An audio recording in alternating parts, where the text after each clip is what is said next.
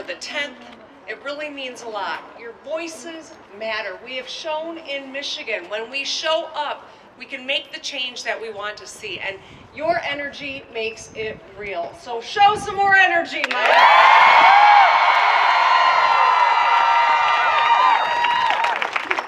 This is what democracy looks like. This is how we move forward together. This is how we get shit done.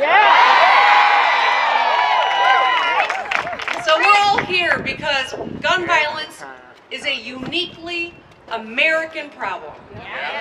In this country, and only in this country, guns are the #1 killer of young people. Let it sink in. It's not car accidents. It's not cancer. It's guns.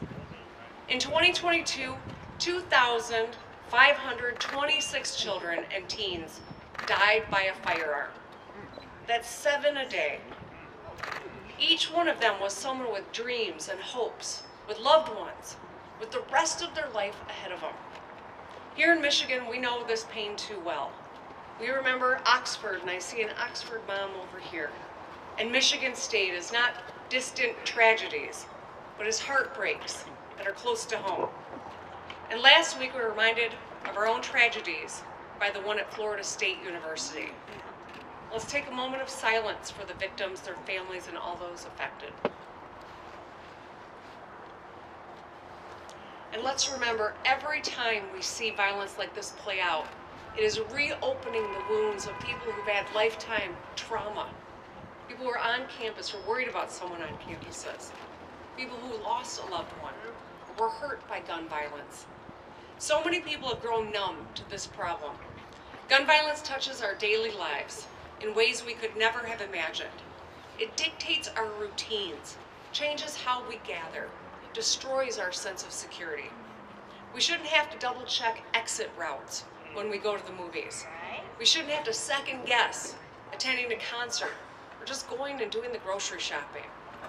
Dropping your child off at school or watching them step onto the bus should not leave you with a pit in your stomach. We shouldn't have to live like this, and yet we are. Offering thoughts and prayers is not and will never be enough. It's not enough. Thoughts and prayers don't save lives, but action does. Action is what we are all about here in Michigan. We didn't wait around for Washington, D.C. to lead us in the right direction. Instead, this movement was powered by people, by students, by those of us who are fed up and tired of watching gun violence ravage our communities and our homes and our school districts and our neighborhoods. We owe it to victims, survivors, parents, teachers, and students to end this epidemic. So today, let me highlight just a few things that we've done to protect public safety and reduce gun violence. Through programs like Operation Safe Neighborhoods, we've made it a top priority to crack down on illegal guns and hold repeat violent offenders accountable. As of February, the Michigan State Police removed more than 800 illegal firearms off the streets. Now that's 800 weapons that could have ended up in the wrong hands. During these sweeps, officers also recovered illegal drugs and ammo, keeping more threats off of our streets. And as we enter the summer, when historical trends suggest that gun violence escalates, initiatives like Operation Safe Neighborhoods continue to be critical. Over the last few years, I've signed common sense gun violence prevention bills into law to save lives and keep Michiganders safe. Universal background checks for all firearm purchases. Safe storage for firearms and ammo. Stronger penalties to keep those convicted of violent domestic abuse from owning a firearm for at least 8 years. Extreme risk protection orders or red flag laws that allow police officers, healthcare professionals, or family members to seek a court order to temporarily confiscate a firearm from someone who is a danger to themselves or others.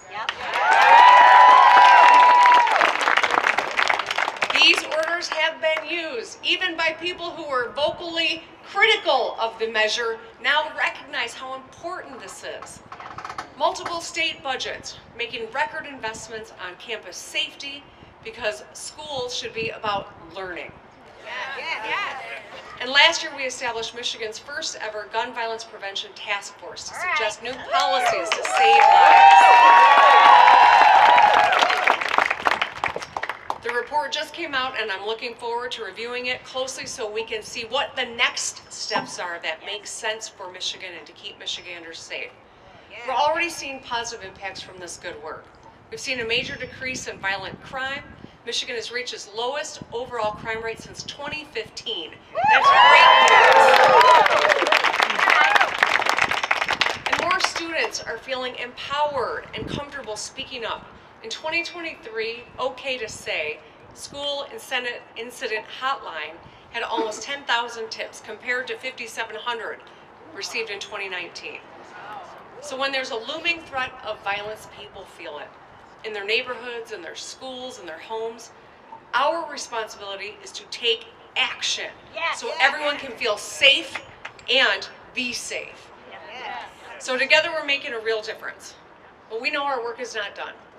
Every shooting, every life lost, every community grieving demands not just our attention and thoughts and prayers, but our action.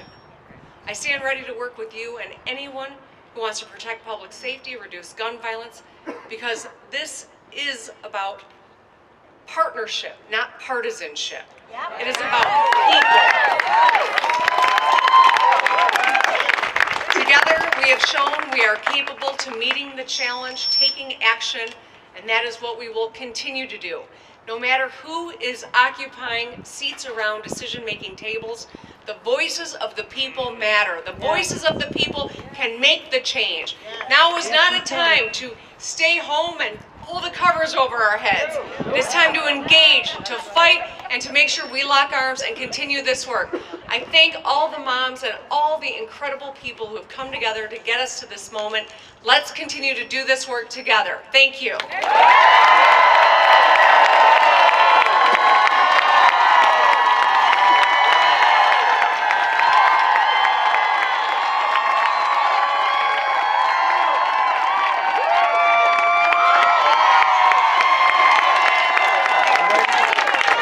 Congratulations.